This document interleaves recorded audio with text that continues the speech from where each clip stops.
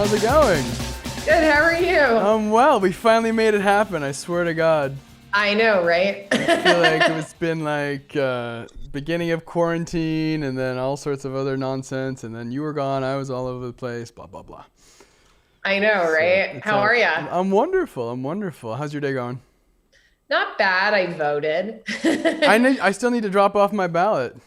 Yeah, I know. Mine's been like sitting there. So I went and did that, and I hit up at the outdoor F45 in Hollywood. So that was. Oh, that's my friend's actually running that one. My friend Nick. Oh, really? Yeah, really good looking black dude, Jack dude. You may have seen him or not. The one in. I think it would be West Hollywood because I went to that one too, and what was his name? Nick Phillips. Yeah, he was super nice. Yeah. It's one of my he was really cool. Really good friends. But then I ended up going to the one in Hollywood because it was a little easier to get to. So. Wait, where's the one in Hollywood? It's right in the CNN building, like underneath the like under the concrete thing. So it's like off the street. But yeah, it was cool. It was just very cold. Yeah, it's not like the best time to do outdoor workout. I think I've lost my New York edge, like going out now. I wear like a beanie at like 6 o'clock in the morning. It's and it's only like 55. Normally at home, I would be laughing at people that do stuff like that. And I think I've lost it in the 3 years I've been here. That's the thing. I'm from Detroit. And so like, I know it's like, it would hit 55. I'd be like, let's get the shorts out. It's like, we're ready to go. Yeah, right? Like sitting by the pool and stuff, like during the summer, it would drop to like 50 at night. And now I'm like, it's like 60 and I'm like, cold. I'm wearing a turtleneck. It's chilly. I mean, we can just dive right into the interview and just kind of like, I'll probably just clap my hands because we'll have a slate point. That's my fancy slate right there. So that, as a director, I'm sure you're very impressed. Hey, you know what? I've seen all kinds of things. I mean, just like a little whatever. Anyways, speaking of directing, obviously you're a writer, producer, director. What was that first film or thing you saw that kind of solidified going, yeah, I want to do that? You know what's weird is growing up, like as a kid, I watched a lot of movies because my parents are super into movies. But I was always super drawn to like those films of like the 90s, like Don't Tell Mom the Babysitter's Dead and like Romy and Michelle and all those kind of fun, like female positive, kind of like you go girl kind of content. So like as a kid, I just remember watching those and thinking that they were so cool. And I just always was really drawn to film. So like, I just knew growing up that I loved movies like that. I didn't necessarily know I'd end up making them, but I was always just super into like fun content where I could like look up at these girls like and be like, I could be like that. You know what I mean? Yeah, for sure. But did you ever want to be that girl? Like saying, I want to be the actress in front of the camera? Because there's two different personalities of like, I'm an in front of the camera person. And then, I'm the behind the scenes pulling all the strings kind of person. I am absolutely a behind the scenes kind of person. I mean, I was in a band for like 10 years. I didn't know I always wanted to make films. I went to college for like a semester and then I decided to go on tour with my band. And I think just through traveling and we were in China for a while, and I think traveling and like performing and stuff, it was really cool. It was really fun. It was a great chapter of my life. But then I went back to school and I started kind of I went to Fordham University in the Bronx in New York. And I started taking some film classes and we did cinema studies. And I was like, oh, it's so cool. Cause I always loved Alfred Hitchcock. And I was like, it's really cool to see the way that they break down all of the cinema. So like from that point, I was kind of like, it'd be really cool to learn how to like make these things. So I started taking like editing classes and doing all this stuff. And they actually, back in the day when I went to Fordham, they let us shoot like on film. So first they gave you like a Bolex, and then you got like a 16 millimeter, and you actually could like drop off the film at the lab and then pick it up. I know it sounds crazy now. So expensive too. It was actually, you know what? Like, I'm sure if you're shooting on 35, I mean, I was an undergraduate student, so I wasn't exactly shooting Boardwalk Empire, but like we were shooting some cool stuff, and it was pretty neat to like be able to drop it off and pick it up. It was definitely pricier than digital, but depending on what you're doing. Yeah, for sure. I think, it's the thing. I think for me, so I didn't go to formal university, but I did travel. Like I was a professional dancer. So I traveled around the world with my ex. I was, traveling and seeing things. I think there is an undervalued trait is to be able to travel and experience more cultures. And I'm sure it's made you a better director. It makes you a better human, obviously, and it makes everything better, in my opinion. No, for sure. I think traveling is super key. I mean, I'm the only American in my family. Everyone's actually from England. So I'm a dual citizen, but I grew up mostly here. But just culturally, having my parents be from the UK and I'm from America, it's like they probably learned so much having like an American daughter in the same way that I learned so much culturally about having British parents and then just traveling and experiencing. And, you definitely will grow up a lot as a person from traveling. That's why I always tell people, they're like, do I need to go to film school? And I'm like, it's really cool because you learn a lot, but ultimately the most you learn in the game is by actually being hands-on. So to all the people that are like, I can't afford to go to film school, or I don't know if I want to take that jump or whatever, I'm like, you know what, you don't need to go to film school to be a badass director, you know what I mean? Or whatever your craft is, I think you can go out and just do it. I legit, well, especially now, you can pick up a camera and shoot a film. And it's to your point, I always say that to people who want to get into cooking, because obviously I'm a formerly trained chef, and I think about it's like a 6-month course of cooking school. And when I was in New York, it was like at FCI, it was $60,000 for 6 months, and not everyone has can just write a check and do that, and then you're going to be put in an industry where you're not making the right money right out of the gate. And I always tell people, just get in the best kitchen that will have you and bust your ass. So it's like, if you want to work in a film, go be a grip, go be an extra, go do something where you can just get around the world of film or creating and just kind of go for it. Totally. I mean, when I first started like being on film sets, I was a PA. At one point, I mean, it's laughable because I'm a New Yorker, so I got my driver's license at like 26. But like I was driving like a box truck in the middle of Manhattan, just like, because I was so eager to like be on film sets and like be a part of it and like see how. Good luck parking that thing. And that's the thing, is I think that people but I think now though, generally, I mean, people don't have that ethic though, and that's like the through line of the people that I love talking to, is like, you weren't too proud to be a PA, you weren't too proud to go, if you had to get someone coffee or do it. I think there's a lack of that work ethic in these days. Now I'm fucking old. I feel like I'm so old now saying that. I know what you mean. Shit. I Did I just say that? Fuck. Like kids today. Just fucking kids. Yeah, no, totally. I mean, I definitely think I was uncomfortable driving that box truck, but it's all about pushing your boundaries. Fuck and it, I mean, I did a lot of like interesting things on sets until, I always loved directing, but I do think, like, to your point, like it's really smart to go out there and get experience in whatever, like if I was like a second AD, then I got to like do all, so it's just, to me, like there's no big job that's too small. There's only, people that are small-minded. So, because you're all part of a collective. That's why filmmaking is not an island, right? Well, that's the thing. Like you understand the foundation of the house. You know how the bricks go in. It's not just like putting on the fancy flashing and making it pretty and painting a nice color on it. And I think that people gloss over. They want to jump over and just be a director before learning, like you said, how to AD, how to do cinematography, how to set up shot, how to, all of the nuts and bolts. They see director and they think that's the like fancy, or they see head chef, or they see, whatever, and that's a fancy thing to them, but you have to have that skill level to get there. Totally. And I mean, the only way you get the skill is from actually trying it. You know what I mean? It's like working out. You know what I mean? It's like people look and they're like, oh, I want to have a 6-pack tomorrow. And it's like, it takes like time, like, and consistency, and you got to go every day and learn how to do everything. And like filmmaking is a lot like that too. Like, I think through dedication and consistency and time, if you like keep practicing it and being a part of it, then ultimately you'll catch on and you'll learn things, and hopefully you'll expand your portfolio. Did you just compare filmmaking to a 6-pack?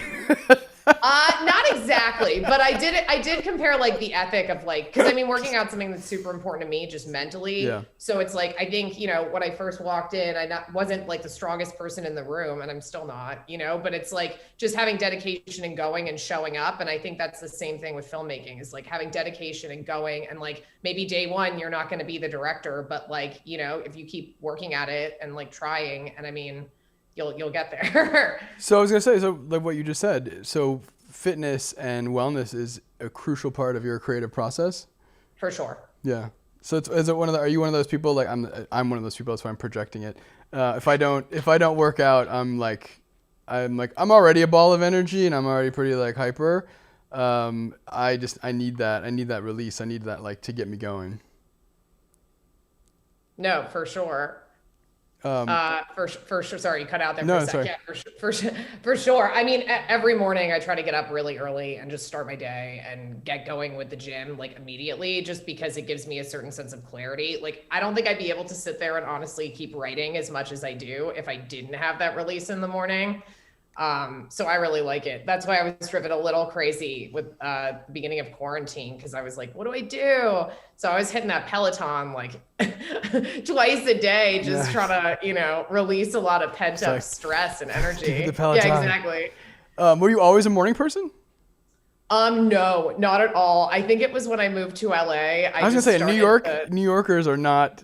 They don't tend to be. Especially you grew up as a New York kid, which obviously I think probably that hustle and that mentality probably has helped you in film. But like, doesn't seem like you'd be a morning person. No, I used to be more of a night owl, especially I think in graduate school.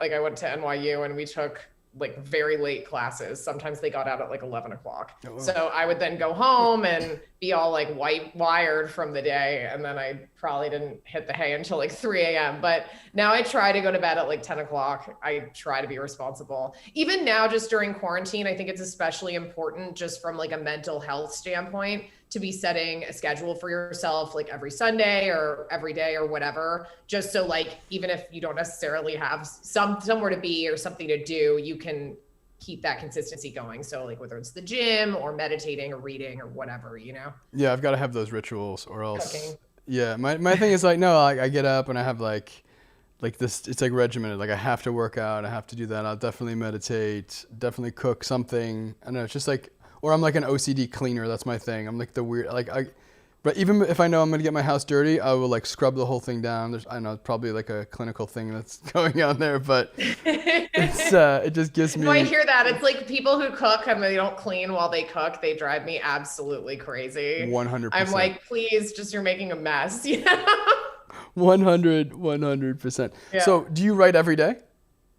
I try to, there's obviously days when I slip up, but I try to usually dedicate like 3 hours to being there and just write whatever. Mm-hmm. And then, I go back to it later on, but like I force myself to sit in that position for 3 hours. So sometimes I'll churn out gold and sometimes I will churn out nonsense, but at least I made that commitment to be there. And you'd actually be surprised if like for 30 minutes you sit kind of like, ah, shit, I can't think of anything. And then it's like, oh, wait, like, cool. All these ideas just came to me, so it's part of like the routine, I think. And again, like being more regimented about like structure in your day, especially when like right now it's harder to be on set. Yeah. Well, that's the thing. I think people expect everything to be brilliant and they expect to sit down and write a whole screenplay or have some fleshed out idea, or they take, or you go out and you take 5 pictures and you want, people don't realize that like you'll get one nugget maybe from you write 6 things, on 6 different days, and you're like, oh, that was the one thing that I was working towards, and you have that, and then you build on that. I think it's just people get so caught up on trying to be perfect and not just getting it out and doing the thing. No, totally. I completely agree. And I'm even like guilty of that, which is why I started to kind of put together that sort of like 3-hour rule that I do like 5 days a week, because that way you're really forced to be in a position where, because I think sometimes we're like our own worst critic, 100%. So we will sit there and I will write something. And even if, the guy next to me is like, it's amazing, or the guy next to me may think it sucks, but like, if you tell yourself it sucks before you even start writing it, then you're kind of going to always be SOL. But like, if you, dedicate the time and then you actually go back and you reread through stuff, you're like, wow, I was just in a bad mood that day. Like that was actually a pretty cool idea or whatever. And like you said, you can put it in other scripts or continue on or whatever you want to do. What piece of film haunts your memory? What piece of film haunts my memory? I mean, from like childhood, I would say probably something like Psycho, like watching Janet Leigh in that shower. I remember seeing that at a friend's sleepover when I was like 10 years old and being terrified. Who was playing that? What parent was playing that? No parent was playing that. I don't think we were allowed to be watching it, but we went over to her house and I remember her little sister was like 9 or 8 or something. And she was actually the coolest one about it. But I always, like I said, I always loved those Hitchcock movies. I could like watch them all day. And I guess those are some of the things that truly haunt my memory. But I don't know. Like I said, I grew up in a lot of classic films too. I love John Hughes movies. Yeah. Like, you know, there's that dance sequence in The Breakfast Club. I remember being like a little kid and watching them in the library, and I was like, I wish I got detention, Like, you know? yeah, for sure. Yeah. They don't make film. That's the thing. Like, that's why I love that you have the point of view that you do. You're making those films, and like you say, you love the 90s films. We know we both grew up in that generation. They don't make film. I feel like they're not making those films anymore. Like, you don't see a John Hughes type film these days. Not at all. And I mean, I'm super bummed about it, Yeah. to be honest with you. Like, I loved John Hughes movies so much. I'm sure most people did, and still do. And like, I remember writing my feature that's coming out in November. And I tried to being watch like, it. Fucking iTunes. It was like, it's not out till November. I was trying to It's be. November 17th. I know. I was trying to be all savvy and be like, I'm gonna watch that movie one night in San Diego. Yeah, One Night in San Diego, November 17th. Yeah, but as I was writing that film, I wanted to make a movie which kind of speaks to what you're talking about, which is like films that are female positive content for anyone of like any age to enjoy. You know, it depicts, I hate to say this, but like I feel like so many films are so gratuitous when it comes to women, and it depicts women and like depicts women. I just feel like there's a big gap right now in terms of funny comedy kind of movies like the ones that we were discussing before.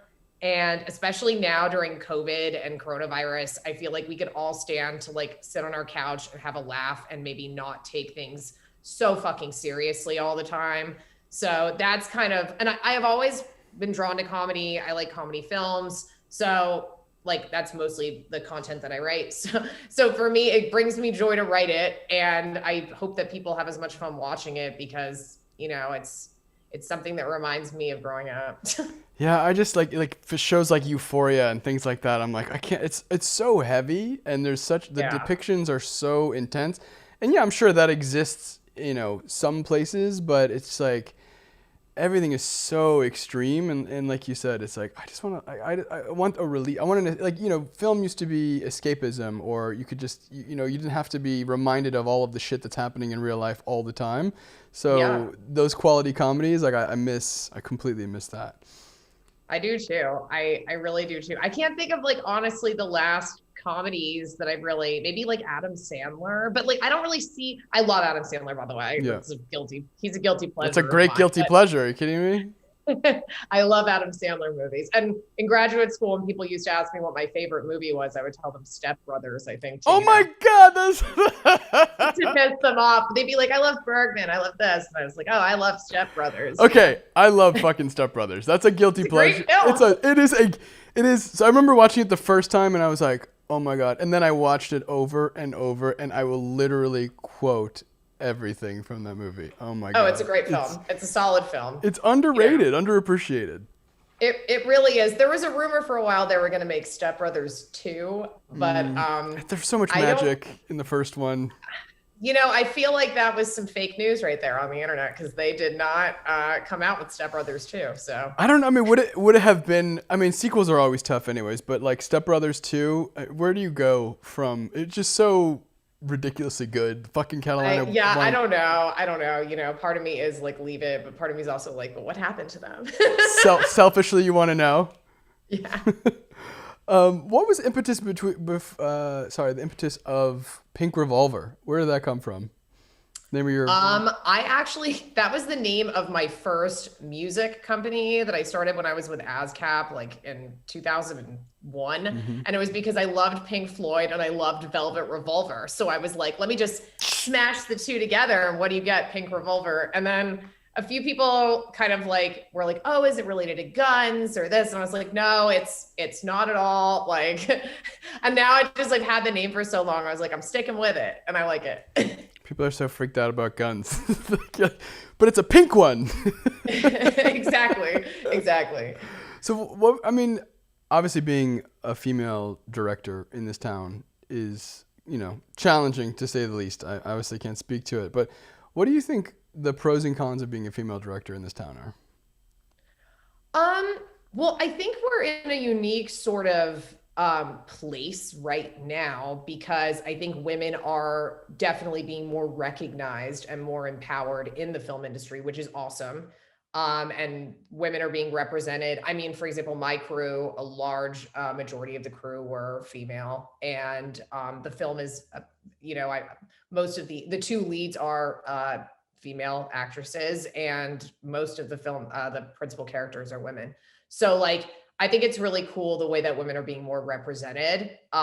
Do I think it's hard? Yeah, I definitely do think it's harder being a woman, and especially I think being surrounded by so many men, and a lot of times where like you're kind of like bossing everybody around. It's definitely I wish there were a lot more inclusivity with women, but I definitely have never felt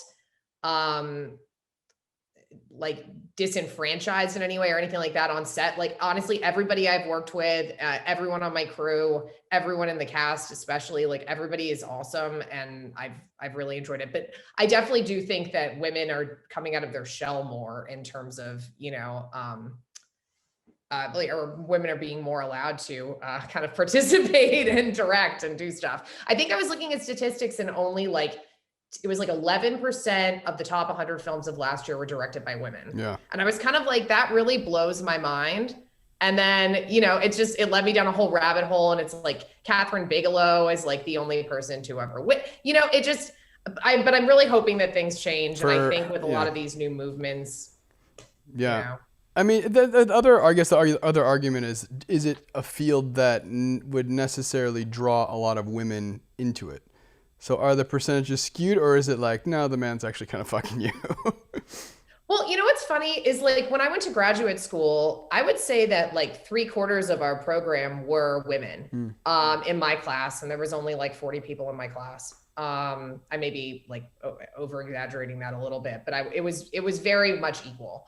And I found to be some of the strongest directors and some of the most tough directors, they were women.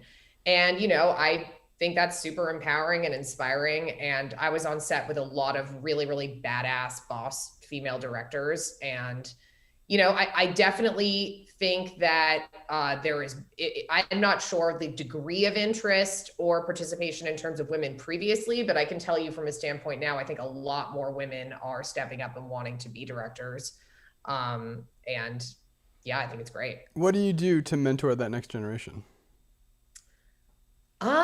I really just, honestly, I think it's important to educate people with as many films as possible. I mean, COVID has been a perfect time for me to sit down and watch a lot of films that I haven't seen in years or have frankly never seen at all. And I'm not just talking about like sitting at home and watching the entire Criterion collection, although that's nice. I finally did get through Citizen Kane over my quarantine. I was like, that was a goal of mine for forever to finish it, because every time I started it, I'm embarrassed to say that I would always get to a certain point and then just kind of like, lull back. But I think watching a lot of content and seeing what's out there, just like across the board, all the kinds of diverse content that's being offered, there's never before been more content than there is now. So I think by watching all that, you can kind of see where you fit in, because so much of film was emphasized so much on movies for so long. And then it's like we had this whole resurgence of television, and like everybody then wanted to be a part of TV. And then there's web series, there's YouTube shows. For a little while there was Quibi, but I guess that didn't do so well, but RIP. But like all these different outlets for people to be able to put out that content. And I think that's fucking cool. Yeah, I think the accessibility has been, through the roof. And like you said, the accessibility to, there's more films out there and you can find them. You didn't have to, like back in our generation, it was like, I remember going to Blockbuster and you'd like wait and like go Blockbuster. I know, another RIP. But you would go, I know, is this movie going to be there? And then you check like the ones that just got returned and like see if you could snag one of those. Like, I know. Thank God those days are, I kind of love those days and also hate those days at the same time. But do you ever take like interns or people under your wing or kind of mentor people in like any kind of like program that you have decided? I've had people come and work for me on various like sets, just to either, and usually we've honestly made them like a PA, but then if they've been really, really good, then we've, had them be like a production coordinator. And I've met some really, really cool people that are doing like amazing jobs that started it as a PA for me or for one of my friends on another shoot that I worked on and are doing really, really cool stuff. So, I wouldn't say I have like a program, but I definitely do like if there's projects that call for it. And like I have like a stack of people that like, I've met through various interactions that want to come and work on sets. So we're always open to having people when we're shooting. That's awesome. So you're building out your little girl crew. I like it. Yeah. I work with boys too.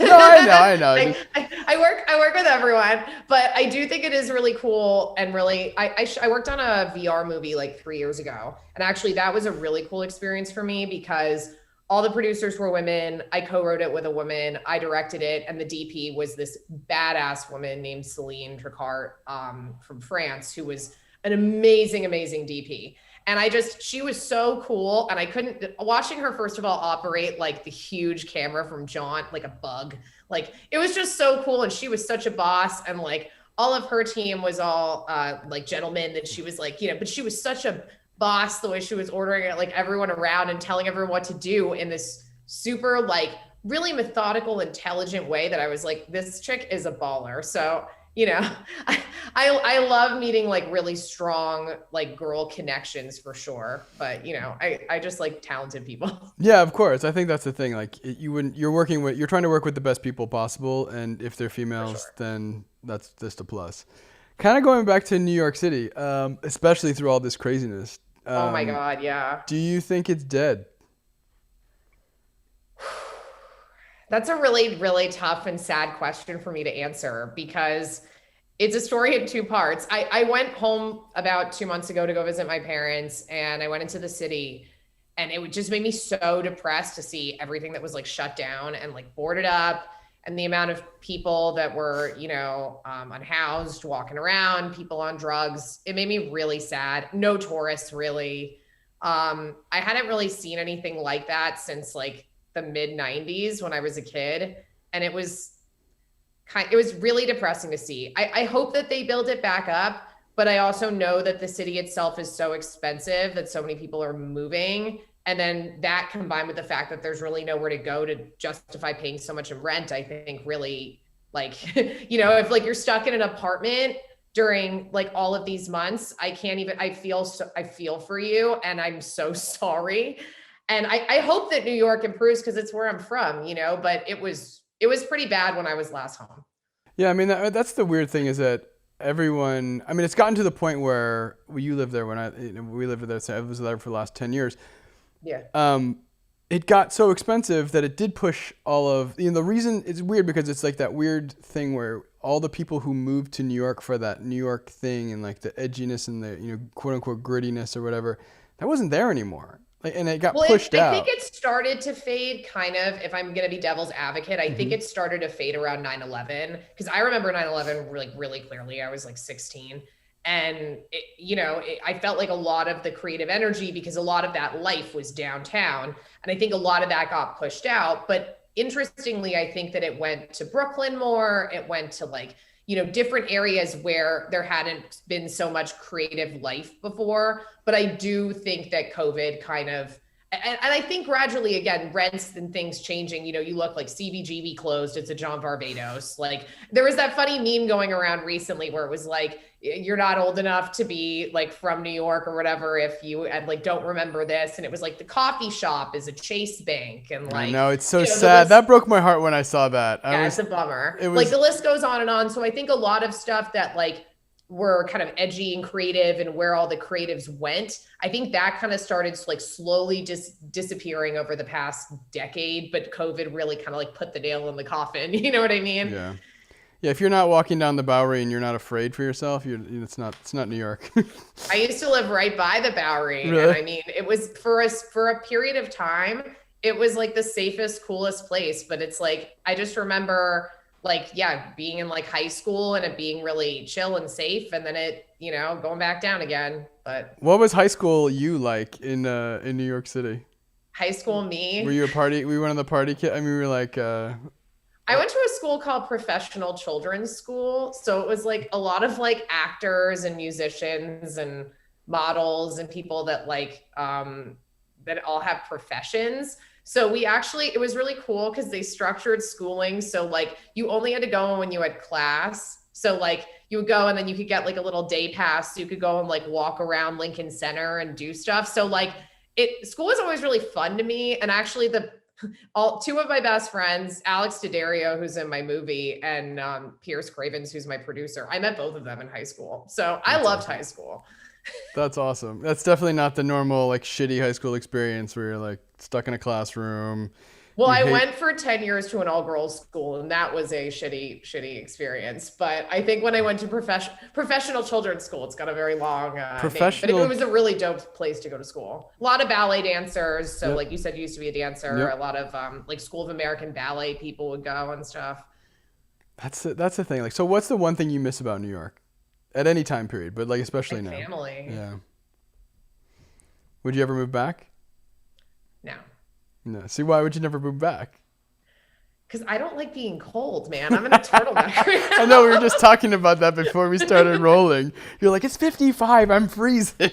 I know. Honestly, I sound like probably the only New Yorker to say this, but like I kind of like being able to like drive around and just hit some random area of California that's like an hour away and it feels like a totally different place. Like New York doesn't really allow you to do that. I think there's a lot, and I still haven't experienced, because I've only been here like 3.5 years. So I don't think I've experienced a lot of what California has to offer. So my time here is nowhere near done. Yeah, I mean, well, that's the thing. Like, there's so much diversity in the, you can drive through the desert, you're in the mountains, there's so much going on here. In New York, it's like, I don't know how many weeks would go by, and I'm like, fuck, I haven't been off this island. And like, yeah, no, I feel you, man. Like, what? I totally get that. What is this? It's a lot. But I feel like I miss the culture more than anything. I know that sounds pretentious and snobby, but I feel like there's not the like the museums and the restaurants are good, but they're not New York good, or you don't have those little corner spot, like hole in the wall spots. And maybe I'm just like waxing. No, I hear you. I miss like my bodega across the street, and I miss like Le Bernardin. Like, don't get me wrong. Like, I miss all the things, but I also feel like, there's definitely some, I think visually you're going to get you're not going to get like architecture of like big buildings unless you go downtown, but I don't really go down there super often, but like, there's just so much other stuff to see. And I mean, for 30 years, I lived in New York. It was nice to kind of go and get like some other experiences, some changes. I think if I moved anywhere else, I would probably, again, move to somewhere with a warm climate that I can hopefully still do my job. So what do you do, since you don't want to be in the cold? What do you do to de-stress? So obviously, cryotherapy is probably not my top option. I hate cryotherapy. No, honestly, I feel claustrophobic in cryotherapy. I work out a lot, and I cook a lot. And I play with my dogs a shit ton in the yard and go out with them to just kind of like hang out. So wait, what got you into cooking? What got you into cooking? I really just always wanted to learn how to cook, and my mom has always been like a really good cook. So I kind of watched her, and then I too went to FCI, very briefly. And then I was like, I don't want to be a chef because it's too hot in the kitchen. So I decided, but honestly, it was just such a cool way for me to learn how to cook. And like, it's another creative kind of experience, but it's creative in a different way that it doesn't relate to like my job and what I do every day. It's something that I do for me, Yeah, well, you were kind enough to donate an amazing recipe to the cookbook that I'm still putting together. Oh my God, it's like herding cats, trying to get a bunch of like professionals together to get a book together. But so now I know why everything looks so beautiful. Those little like lobster rolls. Those were so You're sweet. I feel like I snapped that on the iPhone and I felt like it looked so I was sitting with my mom like, does this look good? It looked delicious. Oh my God. It was pretty tasty. I'm not going to lie. And I can't tell you, like the next time I was like, maybe I got to do it on a lettuce wrap or something. So I feel less guilt, No, you gotta, if you're going to go lobster roll, you gotta go like full bore, like all in it. I know. I want to find somewhere good out here to get some like lobster tails or lobster. Like, I feel like that's another thing about LA is good fish is super hard to come by. I live right up the street from Santa Monica Seafood. Is it good? It's so good. They have you can go there and get sashimi quality, everything. They have lobster Okay, tail. well, we're gonna have to chat about that. Yeah, they say we'll have a little field trip. Okay, cool. So what's next? What's the next move? Well, the movie comes out November 17th. And then Jenna Ushkowitz and I from the movie, I wrote a short film project for her that we shot with some amazing people.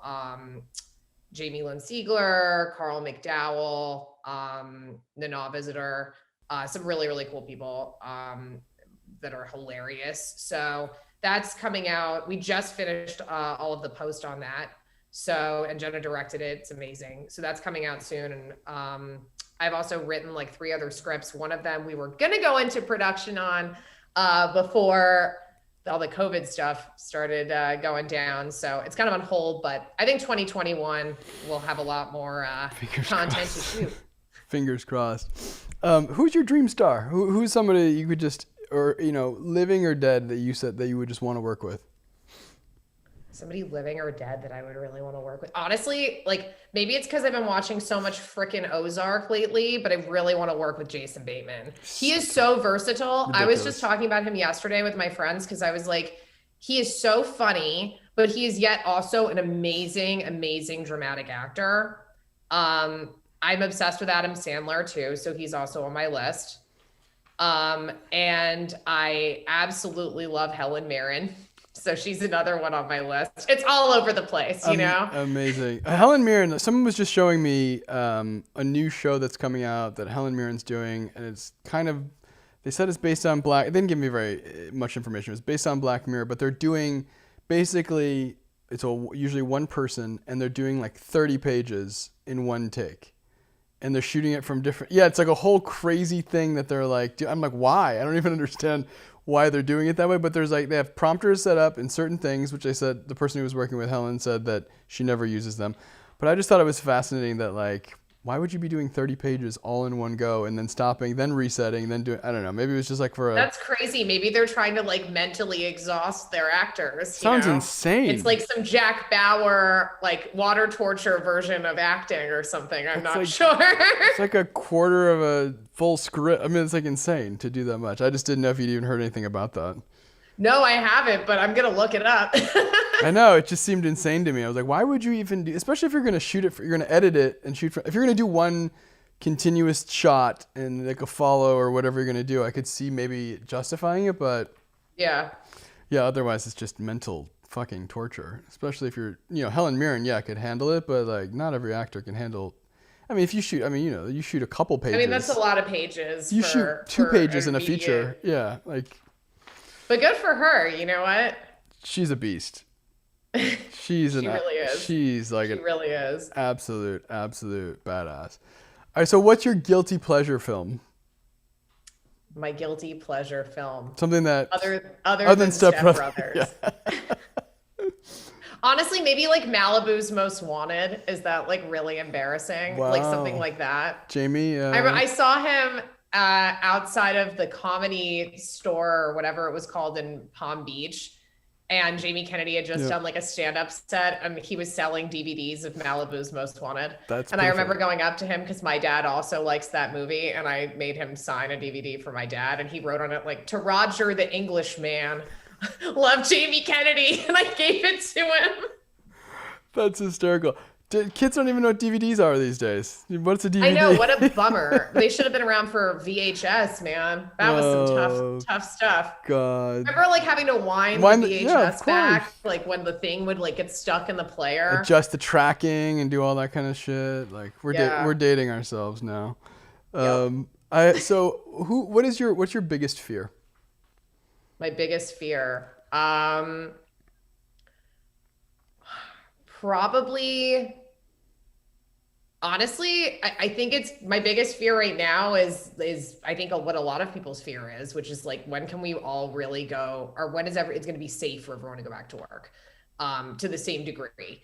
And when are we going to see a lot of the people that we haven't been able to see for a long time? And I think deep down, it's sort of like, a big part of life is always like having goals, having shit to look forward to. And it's sort of like, I think a big challenge for a lot of people, myself included, is just waking up and not necessarily knowing what the plan is every day. And I think that's like a fear, is like, you know, not necessarily knowing what the future brings, but just kind of rolling with it.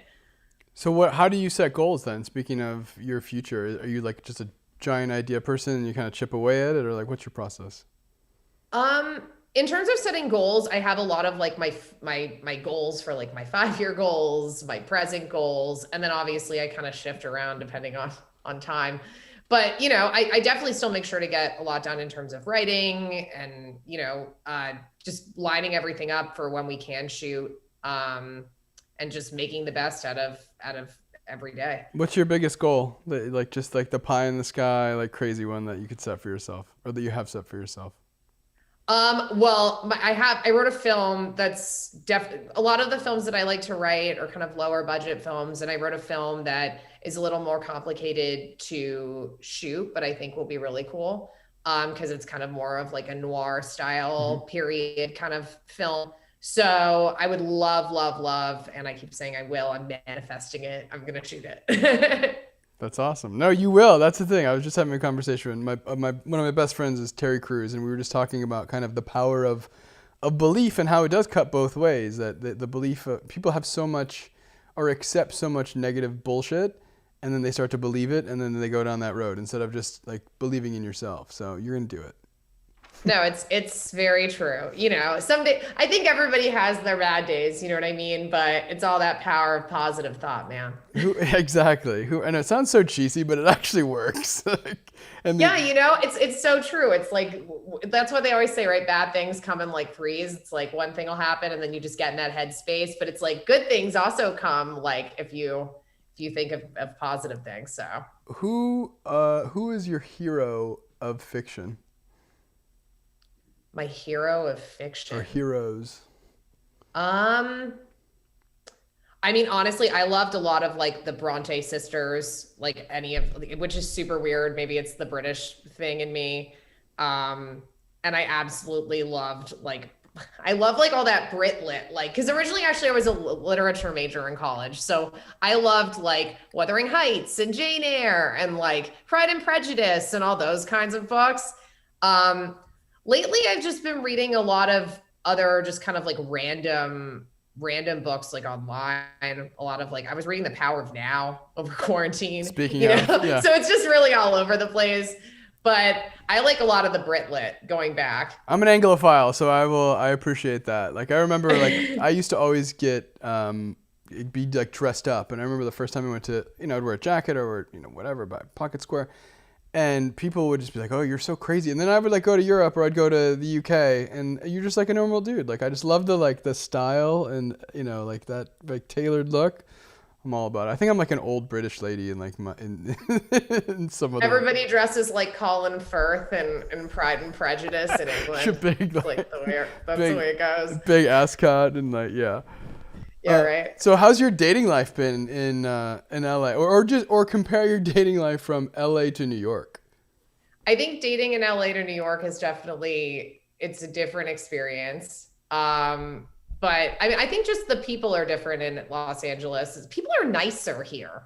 Like I feel like people are in a better mood here. Maybe it's just like in New York in general, the way people always seem to be like, you know, like everyone's always rushing and everyone's like hurrying to get from one place to another. And like people are waking up so early and they just seem to be more negative. And that's even something I had to work on when I moved here. Like I felt like an angry New Yorker, you know what I mean? Like I'm standing there waiting for my Starbucks, like, let's go, you know? But now it's like, I just realized here, I think more guys are just like nicer here, I think. But you know, in New York, I mean, I also lived there for 30 years, so I probably was a lot more jaded.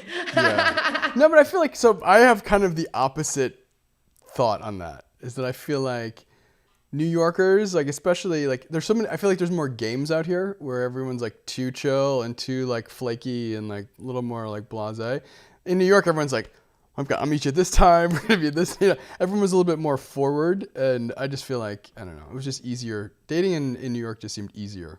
I feel like people people in New York are just, everyone's a lot more tell it like it is, right? Here, everybody's, and it's like that not only in dating, but just in work or seeing friends or something, they'll be like, oh my God, it's so good to see you. Like, we got to do coffee. And then it's like, you'll just be like, yeah, totally. And then you won't talk to the person for 7 months. You know what I mean? At least in New York, people tell you to fuck you to your face.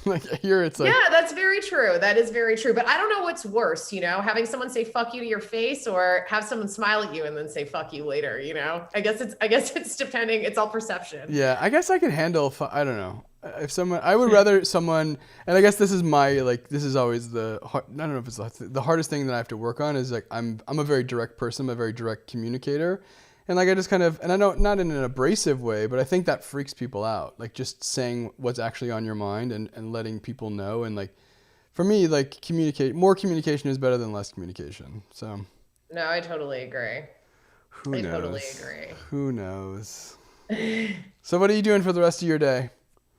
I am going to head out to Spectrum because actually right before this happened, my router has somehow stopped connecting to my Sonos where I do my meditation music and all my little random apps. So I'm going to go to Spectrum. Sounds exciting. Yeah, I'm sure it's going to be a real joy. And then I'm going to come back and tinker around and figure out how to mess with the box. I'm sure you're gonna crush it. So I'm looking forward to the movie and November 17th. November 17th. It's on pre-order now on iTunes, but it's going to be on Amazon and all the other things stuff on that day too. Awesome. And then we go to streaming in February. So. Brilliant. Where else can we find more about you? I'm on Instagram. My website is being redone. I am on Instagram. I'm Penelope Cupcake on Instagram. And you can also follow them. Sorry, what? It took me months to realize your last name wasn't Cupcake. It is not. It is Lawson. And then you can also follow the movie on, it's the #1 Night in San Diego movie Instagram, which has a bunch of fun clips of, we just started posting a lot of the character introductions and stuff of the movie. So you can check that out too. I love it. Penelope Lawson, not Cupcake. Thanks so much for taking the time. And hopefully I'll see you in the real world. Thank you so much. You will absolutely see me in the real world. We're going to that fish market, man. I know, exactly. All right. Have a good day. You too. Bye. Bye.